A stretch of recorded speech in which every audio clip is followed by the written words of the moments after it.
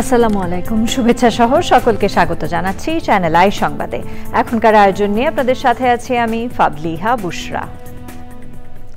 শুরুতেই চলুন দেখে নিই ফ্রেশ আটা ময়দা সুজি সংবাদ শিরোনামগুলো। হজের মূল আনুষ্ঠানিকতা শেষ করে হাজিদের গন্তব্য আরাফাত থেকে মুজদালিফার দিকে। ফিলিস্তিনিদের হেফাজত ও মুসলমানদের ঐক্য দৃঢ় করার আহ্বান। প্রিয়জনের সঙ্গে ঈদ উদযাপনে বাস ট্রেন লঞ্চে বাড়ির পথে রাজধানীবাসী। সড়কে দীর্ঘ যানজটের পাশাপাশি রেল নৌপথেও যাত্রীদের ভিড়। এবং পরিবেশ বান্ধব উন্নয়নে বিশেষজ্ঞদের তাগিদ। বিশ্ব পরিবেশ দিবসে রাজধানীসহ বিভিন্ন জেলায় প্রকৃতি ও জীবন ফাউন্ডেশনের কর্মসূচি।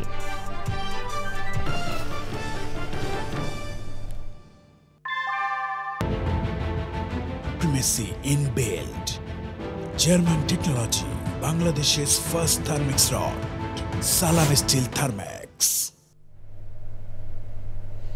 সংবাদ শিরোনামগুলো জানাচ্ছিলাম। এখনকার এই সংবাদ আয়োজন একই সঙ্গে চ্যানেল আইয়ের ইউটিউব চ্যানেল এবং চ্যানেল আইয়ের ওটিটি প্ল্যাটফর্ম আই স্ক্রিনে লাইভ স্ট্রিম হচ্ছে। এবার জানাবো বিস্তারিত। পবিত্র হজের মূল আনুষ্ঠানিকতা এখন শেষ পর্যায়ে। লাব্বাইক আল্লাহুম্মা লাব্বাইক ধ্বনিতে লাখ লাখ হাজি পবিত্র আরাফাত ময়দান থেকে মুজদালিফার দিকে রওনা হয়েছেন।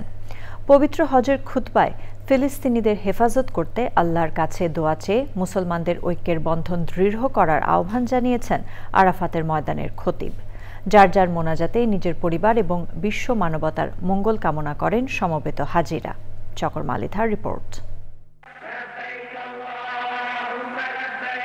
আরাফাতের পবিত্র মাটিতে এভাবেই দিনভর নিজের উপস্থিতি জানান দিয়েছেন পৃথিবীর বিভিন্ন প্রান্ত থেকে আসা লাখো মুসল্লি। 3 দিকে পাহাড় ঘেরা 2 মাইল দীর্ঘ এবং 2 মাইল প্রস্থ আরাফাতের প্রান্তরে ইহজগতের সব চাহিদা বিসর্জন দিয়ে পাপ মুক্তির আকুল প্রার্থনা নিয়ে মুসলমানরা জমায়েত হন। আরাফাতের জাবালে রহমত বা রহমতের পাহাড়ের চূড়া, যেখানে আদম এবং হাওয়ার পরিচয় হয়েছিল, তার পাদদেশে দাঁড়িয়ে বিদায় হজে ভাষণ দিয়েছিলেন মহানবী হযরত মুহাম্মদ সাল্লাল্লাহু আলাইহি ওয়াসাল্লাম। ভাষণে মানুষ হিসেবে সবার সমান মর্যাদা এবং সৌহার্দ্যপূর্ণ সম্পর্কের কথা বলা হয়েছিল। সেই ইতিহাস ধারণ করে প্রতি বছর লাখো মুসল্লি আরাফাতের ময়দানে হাজির হন। হজের আনুষ্ঠানিকতার মূল অনুষঙ্গ পবিত্র আরাফাত ময়দানের মসজিদে নামিরার মিম্বারে দাঁড়িয়ে খুতবা দিয়েছেন সৌদি আরবের সূরা কাউন্সিলের সাবেক চেয়ারম্যান, মসজিদুল হারামের প্রবীণ ইমাম ও খতিব শায়েখ ডক্টর সালেহ বিন আবদুল্লাহ বিন হুমাইদ।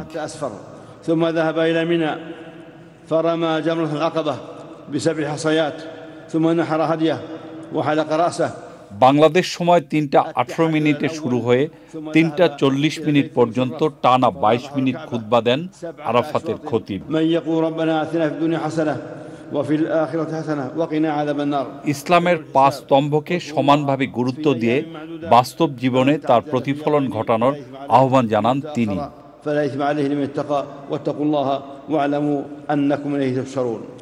খুতবায় মুসলমানদের ঐক্যবদ্ধ থাকার আহ্বান জানিয়ে ফিলিস্তিনিদের মুক্তির জন্য দোয়া চান তিনি।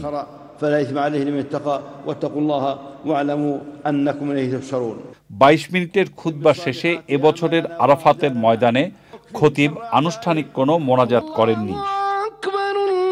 তবে খুতবা শেষ হওয়ার সাথে সাথেই নামাজের জন্য আজান দেয়া হয়। আরাফাতের বিশাল প্রান্তরে সব হাজি একসঙ্গে জোহর এবং আসরের নামাজ আদায় করেন। পরে যার যার মতো করে মোনাজাতে নিজের পরিবারের এবং বিশ্ব মানবতার মঙ্গল কামনা করেন সমবেত হাজিরা। সূর্যাস্তের আগ পর্যন্ত এ ময়দানেই হাজিরা ইবাদত বন্দেগীতে মশগুল ছিলেন। হজের নিয়ম অনুযায়ী সূর্যাস্তের সঙ্গে সঙ্গে হাজিরা পরবর্তী গন্তব্য 5 কিলোমিটার দূরে মুজদালিফায় সমবেত হচ্ছেন। মুজদালিফায় মাগরিব ও এশার নামাজ আদায় করে সেখানেই খোলা আকাশের নিচে রাত্রি যাপন করবেন আল্লাহর মেহমানরা। সেখান থেকে শয়তানকে মারার জন্য প্রয়োজনীয় পাথর সংগ্রহ করবেন। শুক্রবার ফজরের নামাজ আদায় করে আল্লাহর মেহমানরা আবার যাবেন মিনায় 3 দিন অবস্থান করে শয়তানকে লক্ষ্য করে পাথর মারবেন হাজিরা। চকর মালিথা, চ্যানেল আই। হজের আনুষ্ঠানিকতা নিয়ে বিস্তারিত জানাতে যুক্ত হচ্ছেন আরাফাত ময়দান থেকে আমাদের সহকর্মী MY আলাউদ্দিন। বাংলাদেশ ও বিশ্বের বিভিন্ন প্রান্ত থেকে যেসব হাজিরা সারাদিন আরাফাত ময়দান অবস্থানের পর তারা কিন্তু সূর্যাস্তের সাথে সাথে মুজদালিফার দিকে রওনা করেছেন। বাংলাদেশের হাজিরও কিন্তু সেই মুজদালিফার দিকে যাচ্ছেন। আমার সাথে এই মুহূর্তে আছেন বাংলাদেশ এবং এখানকার হজ মিশনের কাউন্সিলর হজ, যিনি এই বাংলাদেশের সাথে 6100 হাজিকে যিনি সার্ভিস দিয়ে থাকেন এবং এই হাজিদেরকে মুজদালিফা প্রেরণ করার ক্ষেত্রে যিনি সবচেয়ে বেশি কাজ করছেন। আমি জানতে চাইব ওনারা আসলে কিভাবে কাজ করছেন এবং হাজিরা কখন মুজদালিফায় গিয়ে পৌঁছবেন বলে আপনি জানেন? আমাদের সরকারি এবং বেসরকারি যারা ট্রেন যোগে আরাফাত থেকে মুজদালিফায় যাবে, বাকি হাজিরা আমাদের বাসে করে মুজদালিফায় যাবে। বাস চলাচল শুরু হয়েছে। আশা করছি আমরা যে পর্যায়ে কোনো সমস্ত হাজি মুজদালিফায় যেতে পারবেন, কোনো সমস্যা হবে না। এখন পর্যন্ত আমাদের কাছে বড় ধরনের কোনো সমস্যা বা কোনো দুর্ঘটনার খবর নাই। আলহামদুলিল্লাহ আরাফা দিবসটি অত্যন্ত সুন্দরভাবে আমরা পার করেছি। আলহামদুলিল্লাহ মুজদালিফা হয়ে হজযাত্রীরা মিনা পর্যন্ত সুন্দরভাবে যেতে পারবে। আশা করছি যে এই বছরে এই হজযাত্রা অত্যন্ত সুন্দর হবে। হাজিদেরকে সুষ্ঠুভাবে পৌঁছে যাবেন মুজদালিফা এবং তারপরে সারা রাত মুজদালিফা অবস্থান করে সকালে মিনায় পৌঁছে প্রথম দিন বড় শয়তানকে কঙ্কর নিক্ষেপ করবেন। এই ছিল আরাফাত ময়দান থেকে আমার কাছে সর্বশেষ তথ্য। প্রিয়জনের সঙ্গে ঈদ উদযাপনে বাস, ট্রেন ও লঞ্চে রাজধানী ছাড়ছে মানুষ। ঈদে বাস যাত্রার খবর জানাতে রাজধানীর গাবতলী বাস টার্মিনালে আছেন আমাদের সহকর্মী সাদি মাহমুদ। সরাসরি যাচ্ছি তার কাছে। সাদি, বাস টার্মিনালের এই মুহূর্তে কি চিত্র দেখছেন আপনি? ভিড় কেমন?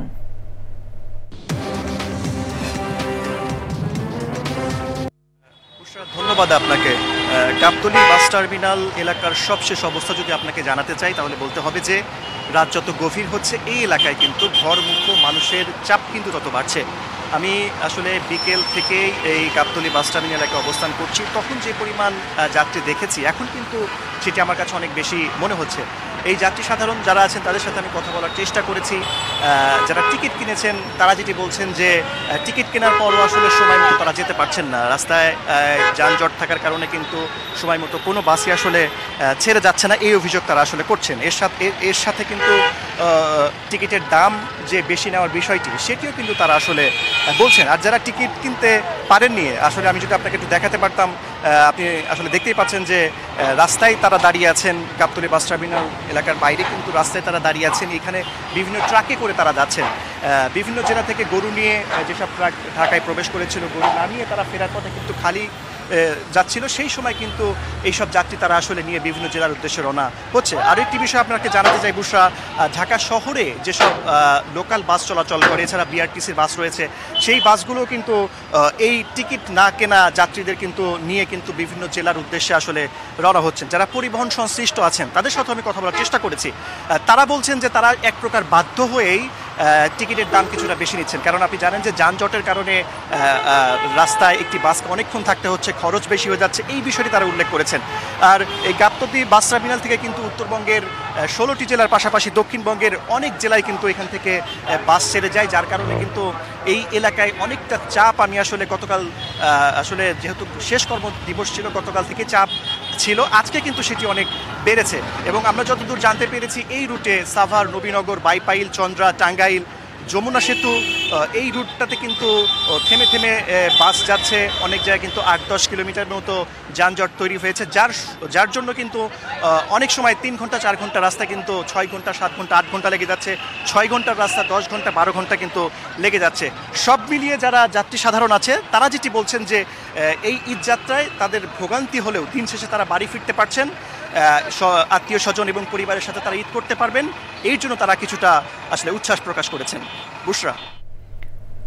সাদি, ধন্যবাদ আপনাকে। প্রিয় দর্শক, গাবতলী থেকেই মানুষের ঈদ যাত্রার সর্বশেষ আপডেট জানাচ্ছিলেন আমাদের সহকর্মী সাদি মাহমুদ। ঈদ যাত্রায় বাড়তি ভাড়া নেয়ার অভিযোগ নেই বলে জানিয়েছেন স্বরাষ্ট্র উপদেষ্টা অবসরপ্রাপ্ত lieutenant general Mohammad Jahangir Alam Chowdhury. Gabtoli bus terminal পরিদর্শন শেষে সাংবাদিকদের একথা জানান তিনি। বলেন, সড়কে যানজট থাকায় বাস কাউন্টারে পৌঁছতে দেরি হওয়ায় যাত্রীদের দীর্ঘ সময় অপেক্ষা করতে হচ্ছে।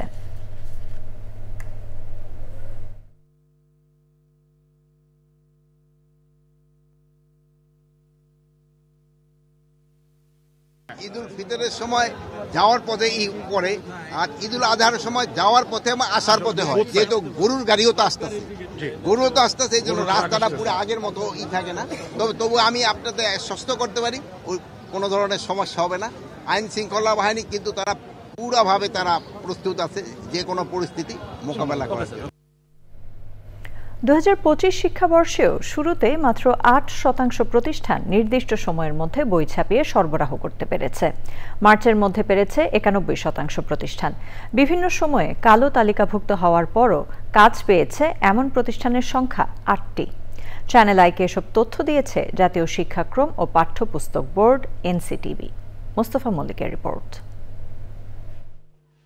বছর শুরুতে কত শতাংশ শিক্ষার্থী বই পেল আর সব বই পেতে কত মাস অপেক্ষা করতে হয়েছে, এ নিয়ে অভিভাবক, শিক্ষার্থী ও শিক্ষকদের মধ্যে রয়েছে ব্যাপক সমালোচনা। নতুন শিক্ষাবছরের বই নিয়ে কিছু প্রশ্নের উত্তর জানতে তথ্য অধিকার আইনে জাতীয় শিক্ষাক্রম ও পাঠ্যপুস্তক বোর্ডের দায়িত্বপ্রাপ্ত কর্মকর্তা, প্রতিষ্ঠানটির সচিব অধ্যাপক শাহতাব উদ্দিনের কাছে আবেদন করে চ্যানেল আই। নির্দিষ্ট সময়ের মধ্যেই সব প্রশ্নের উত্তর দেয় প্রতিষ্ঠানটি।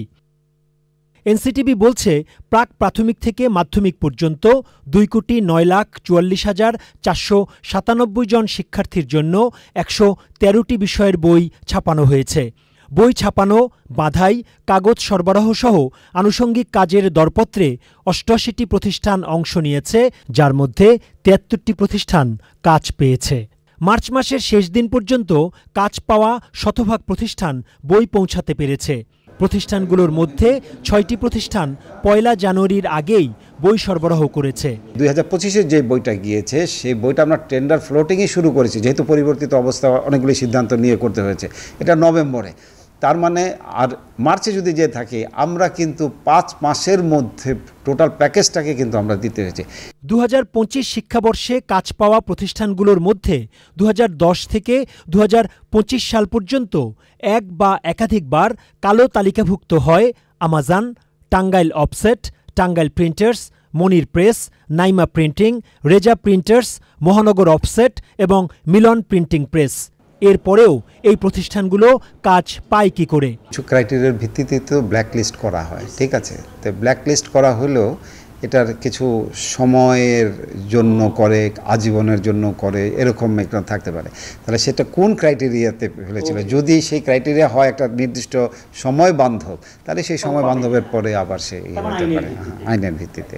2025 শিক্ষাবর্ষে পাঠ্যপুস্তক ছাপাতে সরকারের খরচ হয়েছে 449,39,45,320 টাকা 78 পয়সা।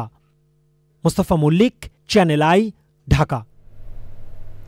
দেশব্যাপী সচেতনতা বৃদ্ধিতে বিশ্ব পরিবেশ দিবসে রাজধানী সহ দেশের বিভিন্ন জেলায় কর্মসূচি করেছে প্রকৃতি ও জীবন ফাউন্ডেশন সহ পরিবেশের উন্নয়নে কাজ করা সংগঠনগুলো।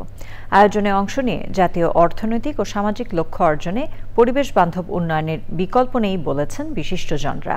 পরিবেশ দূষণ রোধে আইনের কঠোর প্রয়োগের পাশাপাশি বেসরকারি উদ্যোগে গুরুত্ব আরোপ করেন তারা। আলিম আল রাজের রিপোর্ট।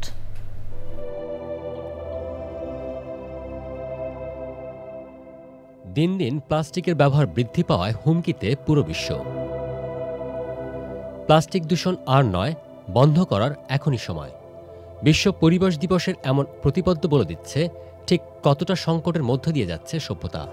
এমন বাস্তবতায় বিশ্ব পরিবেশ দিবসে building a sustainable leather sector in Bangladesh প্রকল্পের আওতায় সচেতনতা বৃদ্ধিতে দেশজুড়ে বিশেষ কর্মসূচি করেছে প্রকৃতি ও জীবন ফাউন্ডেশন সহ অংশীজনরা। পাদুকা কারখানার শ্রমিক, মালিক, সুশীল সমাজের প্রতিনিধি, প্রকল্প অংশীদার, সবুজের অভিযান ফাউন্ডেশনের অংশগ্রহণে কিশোরগঞ্জের ভৈরবে শোভাযাত্রা হয়েছে। র্যালিটি শহরের বিভিন্ন সড়ক প্রদক্ষিণ করে। প্রাণ প্রকৃতি রক্ষার অপরিহার্যতা তুলে ধরে গাজীপুরে শোভাযাত্রা হয়েছে। প্রতিনিয়ত ধ্বংস হতে থাকা প্রাণ প্রকৃতি রক্ষায় সচেতনতা বৃদ্ধির বার্তা উঠে আসে কর্মসূচিতে। পরিবেশ দূষণ রোধে জনসম্পৃক্ততা বৃদ্ধিতে বেলসের উদ্যোগে সাভারে মানববন্ধন ও শোভাযাত্রা হয়েছে। এতে প্রাকৃতিক ভারসাম্য রক্ষায় পরিবেশ বান্ধব জীবনাচারের গুরুত্বারোপ করেন বক্তারা। আয়োজনের অংশ হিসেবে পরিবেশ সচেতনতামূলক নানা বার্তায় রাজধানীতে শোভাযাত্রা হয়েছে। র্যালিটি তেজগাঁওয়ের বিভিন্ন সড়ক প্রদক্ষিণ করে। Bangladesh institute of labour studies, সবুজের অভিযান ফাউন্ডেশন, গণস্বাস্থ্য কেন্দ্র, সলিডাস সুইস, ওশি ফাউন্ডেশন সহ প্রকল্পের অংশীজনরা এতে অংশ নেয়। প্লাস্টিক পলিউশন আমাদের সব কিছুকেই পরিবেশে নষ্ট করছে। আমাদের বায়ু, পানি, মাটি সব জায়গাতেই এটা এত বাজেভাবে এটা মিশ্রিত হচ্ছে এবং মানব স্বাস্থ্যের মধ্যে সরাসরি এটা কিন্তু আসলে সম্পৃক্ত হচ্ছে। খাবারের পাত্র বলেন বা বাজারের পাত্র বলেন, যেটাই বলেন সবখানে আমরা এই প্লাস্টিক ব্যবহার করতেছি। পানির পাত্র, এই প্লাস্টিক সব জায়গাতেই ছড়িয়ে গেছে এবং এই প্লাস্টিকের দূষণের বিরুদ্ধে আসলে আমাদের এখন লড়াই করতেই হবে। এই প্লাস্টিক আমাদের জীবনের প্রতিটা মুহূর্ত ধ্বংসের দিকে নিয়ে যাচ্ছে। সর্বক্ষেত্রে আমাদের ব্যক্তি জীবন, পারিবারিক জীবন, সমাজ জীবন, রাষ্ট্রীয় জীবন থেকে এটা বন্ধ করার জন্য আমাদের এখনই দ্রুত পদক্ষেপ নেওয়া আসো জরুরি। যে এই যে জলাবদ্ধতা, ওয়াটার লগিং কিন্তু প্লাস্টিকের ফলে হচ্ছে। প্লাস্টিক যখন পুরানো হয় তখন তার থেকে যে বায়ু দূষণ হয় সেটা কিন্তু খুবই মারাত্মক ক্ষতিকর। গভীর উদ্বেগের বিষয় যেটা হচ্ছে যে আমরা অনেকে আছে প্লাস্টিকে খাবার সংরক্ষণ করি, ফ্রিজের ভিতরে প্লাস্টিকের ভিতরে খাবার রাখি। এটা কিন্তু আমাদের খাবারকে কন্টামিনেশন করে।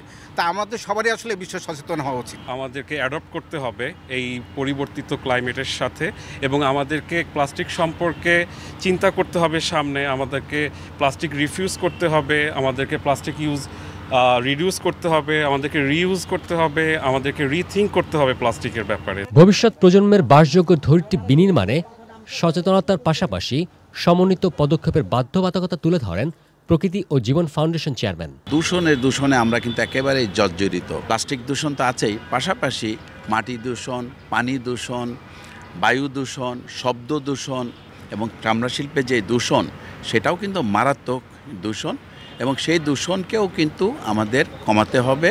প্লাস্টিকের দ্রব্যে নানা ধরনের যে আমাদের খাবারের যে সংরক্ষণ করি আমরা, সেই জায়গাগুলোকে কিন্তু আমাদের সচেতনভাবে আস্তে আস্তে পরিহার করতে হবে এবং সেটা করতে হলে কিন্তু একটা সম্মিলিত উদ্যোগের দরকার এবং সবার মধ্যে সচেতনতা দরকার। আসলে কাজটিকে যদি কমাতে চাই আমাদেরই কিন্তু এগিয়ে আসতে হবে। আইনের প্রয়োগ যদি না হয় তাহলে কিন্তু এই শুধু সচেতনতা দিয়ে কাজ হবে না। সুতরাং দুটো জিনিসই পাশাপাশি চলতে হবে, সচেতনতা এবং আইনের প্রয়োগ এবং আমাদের রেসপন্সিবিলিটি। শুধু পরিবেশই নয়, জলবায়ু পরিবর্তনের অভিঘাত মোকাবেলায় সবার সম্পৃক্ততার উপর জোর দেয় পরিবেশবাদী এসব সংগঠন। আলিমাল রাজি, চ্যানেল আই, ঢাকা। এবার কনকা ফ্রিজ কোরবানির হাটের খবর।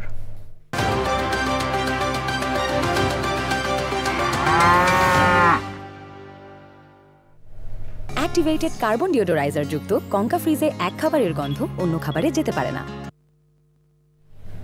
রাজধানীর কোরবানির পশুর হাটগুলো পুরোপুরি জমে উঠেছে। বেশিরভাগ ক্রেতা বলছেন পশুর দাম সহনীয় পর্যায়ে আছে। ব্যাপারীরা বলছেন পশু বিক্রি ভালো হচ্ছে। হাট পরিদর্শন করে স্বরাষ্ট্র উপদেষ্টা জানিয়েছেন দুর্নীতির টাকা না থাকায় মানুষ বড় গরু কিনতে পারছেন না। শাকের আদনানের রিপোর্ট। বৃষ্টির মধ্যেই সকাল থেকে ক্রেতা বিক্রেতাদের পদচারণায় মুখরিত রাজধানীর কোরবানির পশুর হাট। পছন্দের পশু কিনে বাড়ি ফিরছেন ক্রেতারা। চেয়েছিল তো ভাই 150, তারপরে 1,15,000-তে নিতে পারলাম আর কি। আপনি খুশি? এবার তো সুন্দর, গরুর দাম ভালোই। এবার 17,700 চাইছিলেন। কত চাইছিলাম? 22,000 টাকা। ভাই কিনছেন না? কি দাম কি মনে হচ্ছে এবার আজকে? না ঠিক আছে, সমস্যা নেই। খুশি আপনারা? হ্যাঁ খুশি। প্রায় মূল্য 85। দাম চাইছিল কত? দাম 1,10,000। এবারও হাটগুলোতে দেশি গরুর পর্যাপ্ত সরবরাহ রয়েছে। 1,90,000 টাকা, পরে কিছু দামাদামি করে 41 থেকে নেওয়া হয়েছে। আর বর্তমানে হাটের অবস্থা প্রাইস অনেক হাই। সব ব্যাপারীরাই একদম 81, 190, 2 লাখ, 2 লাখের বেশি। তো গরু ঢুকার পরও রাতারাতি কিভাবে দাম বেড়ে গেল? বিক্রি আজকে ভালো হচ্ছে। গত কয়েকদিনে কি অবস্থা হয়েছে? গত একদিনের মধ্যে কাল কিছু হয়েছে আর আজকে হইতেছে মোটামুটি ভালো। এটা 14,000 চাইছিলেন কত? চাইছিলাম 18,000। আবহাওয়াটা এবং সব কিছু ভালো থাকলে আমাদের হাটের পরিবেশ পরিস্থিতি শৃঙ্খলা অত্যন্ত সুন্দর এবং বেচাকিনা আল্লাহর মধ্যে রাত্রের থেকে আরও বেশি বাড়বে। গাবতলীর পশুর হাট পরিদর্শন করে গণমাধ্যমের সঙ্গে কথা বলেন স্বরাষ্ট্র উপদেষ্টা। আগে হলো দুর্নীতির টাকা ভরা ছিল পকেটে, এখন তো দুর্নীতির টাকা নাই, এখন এই জন্য বড় গরু কিনতে পারতেছে না। হিসাবে আমি তো ভালো দেখলাম, আপনারা বলেন কোনো নিরাপত্তার ঘাটতি আছে কিনা। ঈদের আগের শেষ সময়ে ক্রেতাদের ভিড় আরও বাড়বে বলে আশা করছেন বিক্রেতারা। শাকের আদনান, চ্যানেল আই, ঢাকা। এবার রয়েছে আই স্পোর্টস।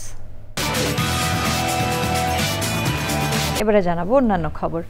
বিএনপির ভারপ্রাপ্ত চেয়ারম্যান তারেক রহমানের সহধর্মিণী ডক্টর জুবাইদা রহমান ও তাদের মেয়ে ব্যারিস্টার জাইমা রহমানের নামে ফেক আইডি খুলে সামাজিক যোগাযোগ মাধ্যমে নানা ভুয়া মন্তব্য ও অপপ্রচার ছড়ানো হচ্ছে বলে অভিযোগ করেছে বিএনপি।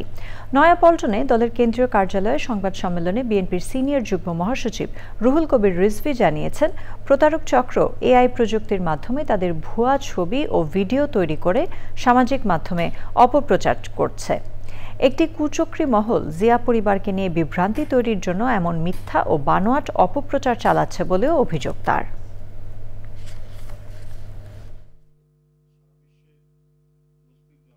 একটি দুর্বৃত্ত চক্র পরিকল্পিতভাবে বিএনপির ভারপ্রাপ্ত চেয়ারম্যান জনাব তারেক রহমানের সহধর্মিণী ডাক্তার জুবাইদা রহমান ও তাঁদের কন্যা ব্যারিস্টার জাইমা রহমানের নামে ফেক ও মিথ্যা ফেসবুক অ্যাকাউন্ট খুলে অসত্য বানোয়াট মন্তব্য পোস্ট করছে।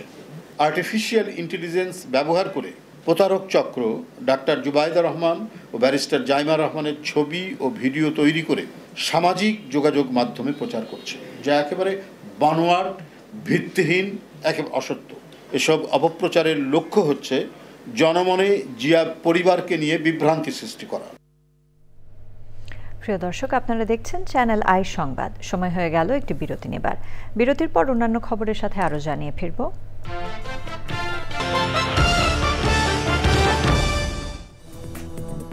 বিরতির পর আবার আমন্ত্রণ চ্যানেল আই সংবাদে। চট্টগ্রামে পবিত্র ঈদুল আজহার প্রধান জামাতের সব প্রস্তুতি নেওয়া হয়েছে। সকাল 7:30টায় জমিয়তুল ফালাহ জাতীয় মসজিদ ময়দানে এবং একই স্থানে দ্বিতীয় জামাত 8:30টায় অনুষ্ঠিত হবে। এছাড়া কোরবানির দিনে পশুর বর্জ্য বিকেল 5টার মধ্যে অপসারণের ঘোষণা দিয়েছেন চট্টগ্রাম সিটি কর্পোরেশনের মেয়র। বিকেলে জমিয়তুল ফালাহ জাতীয় মসজিদ ময়দানে প্রধান ঈদ জামাতের প্রস্তুতি দেখতে এসে সাংবাদিকদের এসব কথা বলেন মেয়র।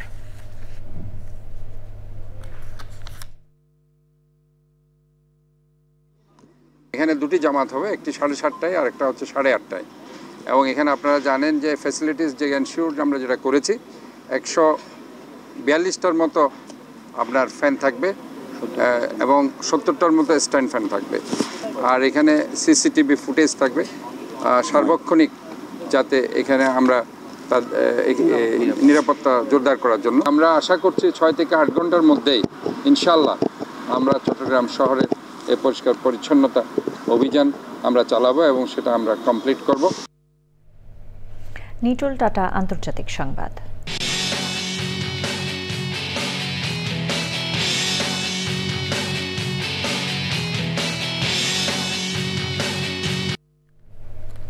গাজা উপত্যকায় যুদ্ধবিরতির বিষয়ে জাতিসংঘ নিরাপত্তা পরিষদে তোলা প্রস্তাবে ভেটো দিয়েছে যুক্তরাষ্ট্র। ওই প্রস্তাবে গাজায় অবিলম্বে নিঃশর্ত ও স্থায়ী যুদ্ধবিরতির আহ্বান জানানো হয়। বুধবারের ভোটে যুক্তরাষ্ট্রই ছিল একমাত্র দেশ যারা এই প্রস্তাবের বিপক্ষে ভোট দিয়েছে। নিরাপত্তা পরিষদের অন্য 14 সদস্য দেশ প্রস্তাবের পক্ষে সমর্থন দেয়। প্রস্তাবে গাজায় জিম্মি ইসরায়েলি নাগরিকদের মুক্তির আহ্বানও জানানো হয়েছিল। তবে প্রস্তাবে হামাসকে সন্ত্রাসী সংগঠন হিসেবে উল্লেখ করা হয়নি জানিয়ে একে গ্রহণযোগ্য নয় বলে ভেটো দিয়েছে যুক্তরাষ্ট্র। গাজায় ইসরায়েলি হামলায় আরও শতাধিক ফিলিস্তিনি নিহত হয়েছেন।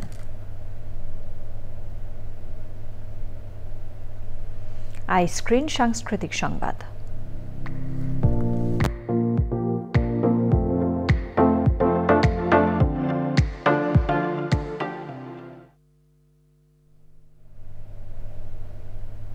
ঈদুল আজহায় মুক্তি পাচ্ছে শাকিব খান অভিনীত সিনেমা তাণ্ডব। রায়হান রাফি পরিচালিত তাণ্ডব সিনেমার মধ্য দিয়ে খলনায়ক হিসেবে বড় পর্দায় হাজির হচ্ছেন ছোট কাকু খ্যাত অভিনেতা আফজাল হোসেন। জমকালো আয়োজনে সিনেমাটির বিস্তারিত তুলে ধরেছেন কলাকুশলীরা। সুলতানা হিমুর রিপোর্ট। ঈদের আমেজে তাণ্ডব চালাতে আবারও বড় পর্দায় নতুন রূপে হাজির হলেন মেগাস্টার শাকিব খান। আসছে দামাল খাতু নির্মাতা রায়হান রাফি পরিচালিত, শাকিব জয়া অভিনীত ঢালিউডের নতুন সিনেমা তাণ্ডব। তাণ্ডব সিনেমার মধ্য দিয়ে খলনায়ক হিসেবে বড় পর্দায় হাজির হচ্ছেন ছোট কাকু খ্যাত অভিনেতা আফজাল হোসেন। সাথে রয়েছেন সাবিলা নূর, রোজে সিদ্দিকী সহ আরও অনেকে। সংবাদ সম্মেলনে তাদের অভিনীত ছবি তাণ্ডব নিয়ে জানান নিজেদের অভিব্যক্তি। আপনার প্রশ্ন যদি আমি বুঝে থাকি আমাকে কিভাবে দেখা যাবে এই সিনেমায়, তো সেটা তো আমি বলবো না, কারণ আমি চাই আপনি পয়সা খরচ করেন। এই ছবির আরেকজন হিরো কিন্তু গল্প, যতই মিল খুঁজবার চেষ্টা করেন সেটা কোনো দিক দিয়ে আমার মনে হয় না আপনারা পাবেন। আমি আসলে ফিল করে আমি খুবই লাকি যে আমি আমার প্রথম সিনেমাতেই এরকম বিশাল বড় অ্যারেঞ্জমেন্টে কাজ করতে পারছি। শাকিব খানের প্রত্যাশা, দর্শকের হৃদয়ে তাণ্ডব চালাবে সিনেমা তাণ্ডব। নির্মাতার মতে এই সিনেমা ছাড়িয়ে যাবে শাকিবের অতীত সিনেমার রেকর্ডও। আমি আসলে লাস্ট কয়েক বছর ধরে নিজেকেই নিজে ভাঙতে চাই, চেষ্টা করে যাই যে আমার একটা সিনেমা যেন একটা সিনেমার চাইতে যেন আরেকটা সিনেমা ভিন্ন রকম হয়। তাণ্ডব একটা স্ট্রং গল্পের ছবি, তাণ্ডব একটা ওয়েল মেকিং এর ছবি। আমি বিশ্বাস করি যে তাণ্ডব সবার হৃদয়ে তাণ্ডব ঘটাবে। তো আমরা যেহেতু অফিসিয়ালি বলছি না আমরা কে আছেন, সিনেমাটা দেখেন একটা দিন বাকি আছে, তো আমার মনে হয় আপনাদের মন ভরে যাবে। শিগগিরই তাণ্ডব প্রদর্শনের জন্য নির্ধারিত সিনেমা হলের তালিকা প্রকাশ করবে প্রযোজনা team. Sultana Himu, channel I, Dhaka. এবারে জানাবো কৃষি সংবাদ।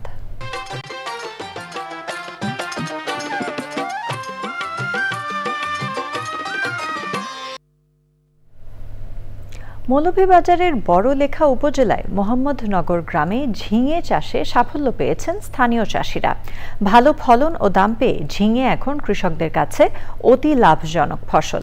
মৌলভীবাজার থেকে এম এ সালামের তথ্যে রাজীব আহমেদের রিপোর্ট। মৌলভীবাজার উপজেলার মোহাম্মদনগর গ্রামে পাহাড়ি এলাকায় 450 বিঘা জমিতে উৎপাদিত ঝিঙে ভাগ্য বদলে দিয়েছে 5 শতাধিক কৃষকের। বাজারে দাম ভালো থাকায় উৎপাদনের খরচের চেয়ে দ্বিগুণ টাকা সহজে আয় করতে পারছেন তারা। এখন জিঙ্গা ক্ষেত করি আমরা অনেক লাভবান আছি। জিঙ্গা ক্ষেত করি আমরা বছরের মনে করি ধান ক্ষেত, এই ক্ষেত সে ক্ষেত, জিঙ্গার ক্ষেত থাকি আমরা উৎপাদন হয়, ভালো লাভবান আছি। আল্লাহ দিলে অনেক ইনকাম আছে আমাদের, এইগুলা আমরা চাহিদা সব পূরণ করি জিঙ্গা চাষ থেকে। আমরা জিঙ্গা চাষও সবসময় পরামর্শ সহযোগিতা কৃষি অফিস থেকেও পাই। কম খরচে অধিক লাভের কারণে অনেকেই ঝিঙে চাষে আগ্রহী হয়েছেন। জিঙ্গা খেতে অনেক আমরা ফায়দা হয়, আমরা জিঙ্গা সব ক্ষেত থেকে আমরা জিঙ্গা খেতে আর বরবটি খেতে আমরা খুব ফায়দা হয়। সব মানুষে আমরা এখানে আর নইলে 70-80 হাজার 1 লাখ 1.5 লাখ টাকার মতো পাই। পাহাড়ি এলাকায় পতিত জমিতে ঝিঙে চাষ করে অনেক চাষি আর্থিক অবস্থার উন্নতি হয়েছে বলছে কৃষি বিভাগ। স্থানীয় বাজারেও না, বিভিন্ন ধরনের বিভিন্ন জায়গা থেকে পাইকাররা এখানে আসেন, এসে কৃষকদের কাছ থেকে ঝিঙ্গা নিয়ে যান এবং এই ঝিঙ্গা বিক্রি করে তারা অর্থনৈতিকভাবে লাভবান হয়েছে। জেলায় ঝিঙে চাষ পথ দেখাচ্ছে বিকল্প কৃষির। Rajib Ahmed, channel I. এবার রয়েছে প্রকৃতি সংবাদ।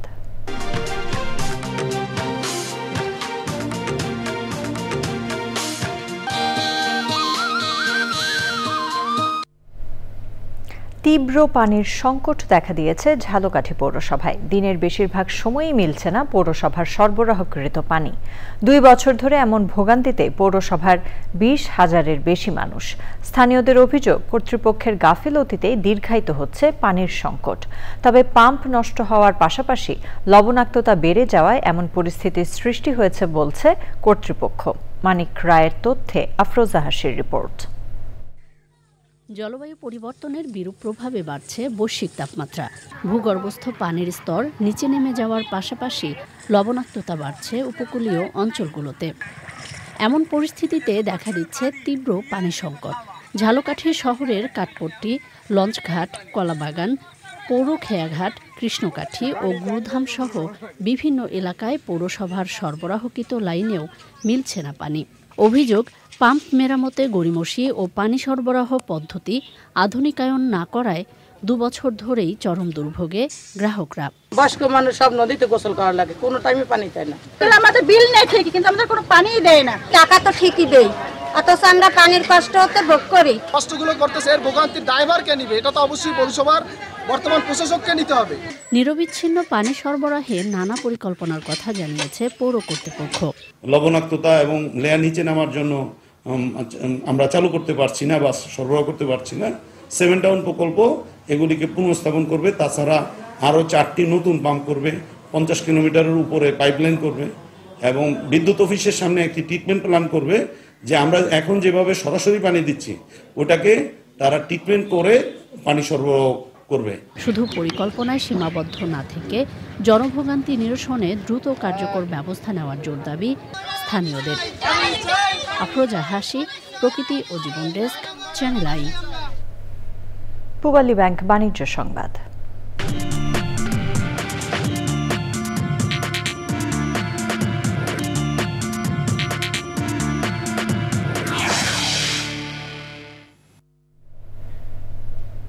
ঢাকা ব্যাংক বাণিজ্য সংবাদ জানাবো এবার। ঢাকা স্টক এক্সচেঞ্জের সপ্তাহের শেষ কার্যদিবসে লেনদেনে ঊর্ধ্বমুখী প্রবণতা দেখা গেছে।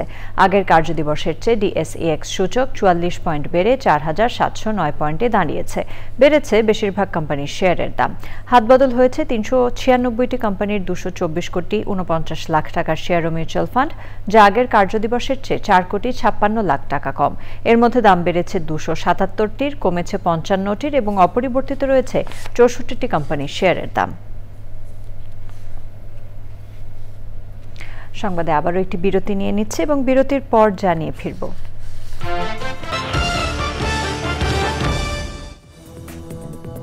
বিরতির পর সাথে থাকার জন্য ধন্যবাদ সবাইকে।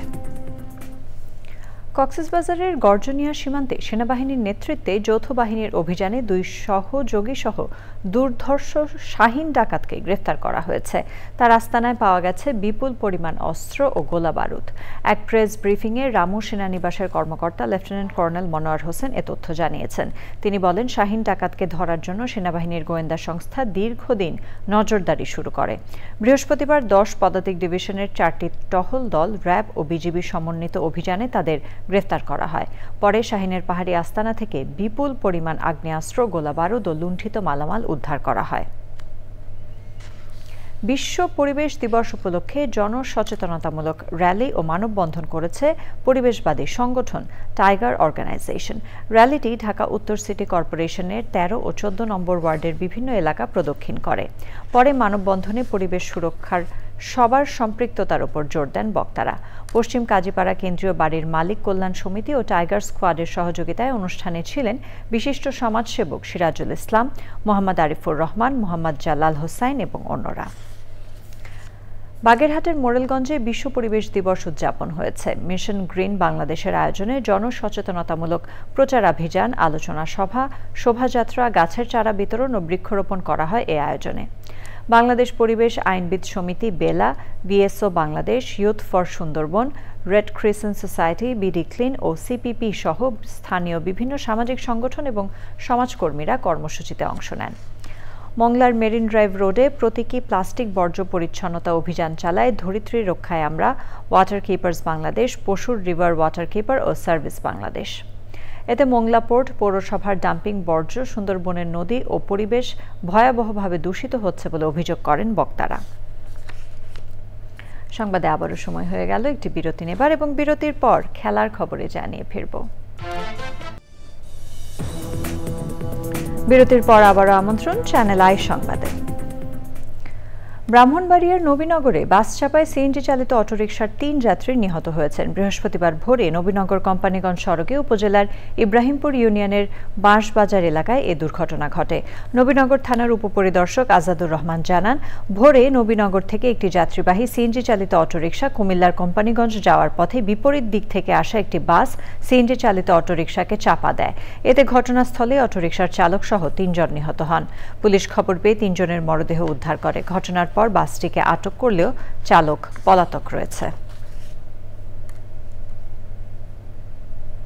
মহাসড়কে জরুরি প্রয়োজনে সেবা দিতে হ্যালো এইচপি নামের একটি অ্যাপের উদ্বোধন করা হয়েছে। দুপুরে অ্যাপের উদ্বোধন শেষে হাইওয়ে পুলিশ রংপুর রিজিয়ন কার্যালয়ে পুলিশ সুপার মোহাম্মদ তারিকুল ইসলাম জানান, হ্যালো এইচপি অ্যাপে জরুরি সাহায্য বাটন চেপে মহাসড়কে যে কোনো পরিস্থিতিতে হাইওয়ে পুলিশের নিকটবর্তী টহল টিমের সাথে স্বয়ংক্রিয়ভাবে যোগাযোগ স্থাপন করা যাবে। এছাড়া মহাসড়কে যানজট, বিকল্প রাস্তা, ভাড়ার তালিকা, টোলের হার সহ নানা তথ্য পাবেন অ্যাপ ব্যবহারকারীরা। এ সময় উপস্থিত ছিলেন ট্রাক মালিক সমিতির সাধারণ সম্পাদক আশিকুর রহমান আশিক, জেলা মোটর মালিক সমিতির যুগ্ম সম্পাদক মাহশিদ ফারহান সহ অন্যরা। বিভিন্ন কর্মসূচির মধ্য দিয়ে বিশ্ব পরিবেশ দিবস পালন করেছে প্রকৃতি ও জীবন ক্লাব। দিবসটি উপলক্ষে ঝিনাইদহে প্রকৃতি ও জীবন ক্লাবের বৃক্ষরোপণ কর্মসূচি উদ্বোধন করা হয়। পরিবেশ সচেতনতা সৃষ্টিতে মর্নিং বেল চিলড্রেন একাডেমির শিক্ষার্থীদের গাছের চারা উপহার দেওয়া হয়। কর্মসূচিতে প্রকৃতি ও জীবন ক্লাবের জেলা সমন্বয়ক, উপদেষ্টা, সভাপতি সহ বিশিষ্টজনরা উপস্থিত ছিলেন। ভোলায় র্যালি, বৃক্ষরোপণ, চারা বিতরণ ও পরিষ্কার পরিচ্ছন্নতা অভিযানের মাধ্যমে দিবসটি উদযাপন করা হয়। জাতিসংঘ উন্নয়ন কর্মসূচি ইউএনডিপির সহযোগিতায় গ্রামীণ জন উন্নয়ন সংস্থার অ্যাডাপ্টেশন লার্নিং সেন্টারের উদ্যোগে এই কর্মসূচির আয়োজন করে। বরগুনায় র্যালি ও বৃক্ষরোপণ করেছে প্রকৃতি ও জীবন ক্লাব। ধ্রুবতারা ইউথ ডেভেলপমেন্ট ফাউন্ডেশনের সহযোগিতায় নাথপট্টি লেক চত্বর থেকে শুরু করে শোভাযাত্রা শহরের বিভিন্ন সড়ক প্রদক্ষিণ করে। পরে জেলা প্রশাসক কার্যালয় চত্বরে বৃক্ষরোপণ করা হয়। বিএনপির প্রতিষ্ঠাতা ও সাবেক রাষ্ট্রপতি জিয়াউর রহমানের ৪৪তম শাহাদাত বার্ষিকী উপলক্ষে বিএনপি ও মুক্তিযোদ্ধা দল কানাডার উদ্যোগে দোয়া মাহফিল সহ ৩ দিনের কর্মসূচি হয়েছে। জুলিয়েট শহরে দোয়া মাহফিল ও আলোচনা সভায় বিপুল সংখ্যক প্রবাসী বাংলাদেশি অংশ নেন। সভাপতিত্ব করেন কুইবেক প্রভিন্স বিএনপির সভাপতি আব্দুল মান্নান। সঞ্চালনা করেন সাধারণ সম্পাদক জাহাঙ্গীর আলম। অনুষ্ঠানে প্রধান অতিথি ছিলেন বিএনপির কেন্দ্রীয় নির্বাহী কমিটির সদস্য ও কানাডা বিএনপির সাবেক সভাপতি ফয়সাল আহমেদ চৌধুরী। বক্তারা বলেন, শহীদ জিয়াউর রহমান কেবল একজন রাষ্ট্রনায়ক ছিলেন না, তিনি ছিলেন জাতীয় ঐক্যের প্রতীক। তিনি প্রবাসে থাকা কোটি বাংলাদেশের প্রেরণা বলেও মন্তব্য করেন বক্তারা। এবারে জানাবো খেলার খবর।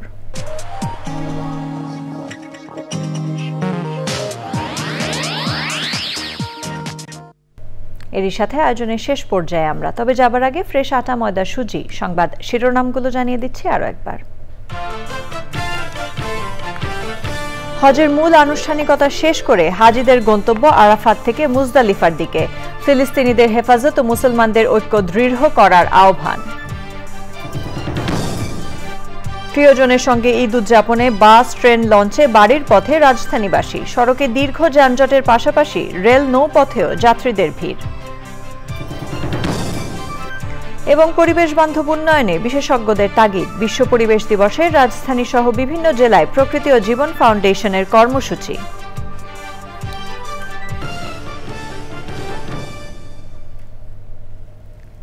চ্যানেল আই এর সর্বশেষ সংবাদ জানতে ভিজিট করুন channelionline.com এ। যুক্ত থাকুন আমাদের সোশ্যাল মিডিয়া প্ল্যাটফর্মগুলোর সাথে। চ্যানেল আই সংবাদের এখনকার আয়োজন এ পর্যন্তই। এতক্ষণ আমাদের সাথে থাকার জন্য ধন্যবাদ সবাইকে।